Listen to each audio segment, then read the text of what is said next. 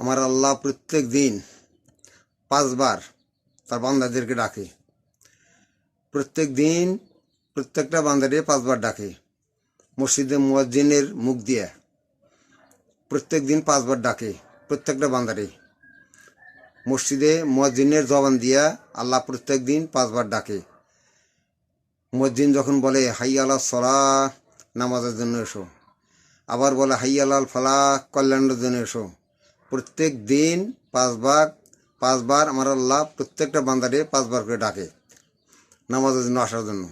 কিন্তু আল্লাহর বান্দারা কিন্তু আল্লাহর ডাকে কিন্তু সাড়া দেয় না। আল্লাহর ডাকে সাড়া দেয় না। আজান হইতেছে, হোক, কোনো অসুবিধা নাই। হ্যাঁ, আমি খেলতেছি, বেরিয়েতেছি, হ্যাঁ, কাজ করতেছি, কোনো সমস্যা নেই।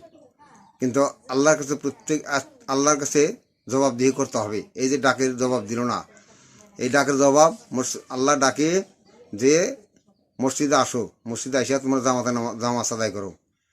কিন্তু মানুষ কিন্তু আল্লাহর ডাকে সাড়াই দেয় না। কিন্তু আল্লাহর কাছে জবাবদিহি করতে হবে।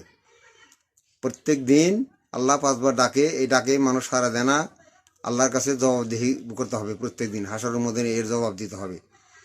কাজে ভাই, 2 দিনের দুনিয়া, আল্লাহ যখন ডাকে, আল্লাহ ডাকে আমরা সাড়া দেবো। আল্লাহর ডাকে সাড়া দিয়া মসজিদে যাব, মসজিদে গিয়া 5 ওয়াক্ত নামাজ আদায় করবো।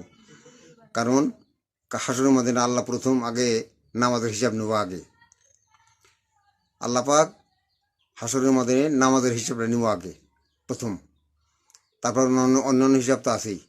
কাজে 5 ওয়াক্ত নামাজ জামাতে আদায় করবো আমরা। আল্লাহ তুমি তৌফিক দান করো আমাদের সকলকে তুমি।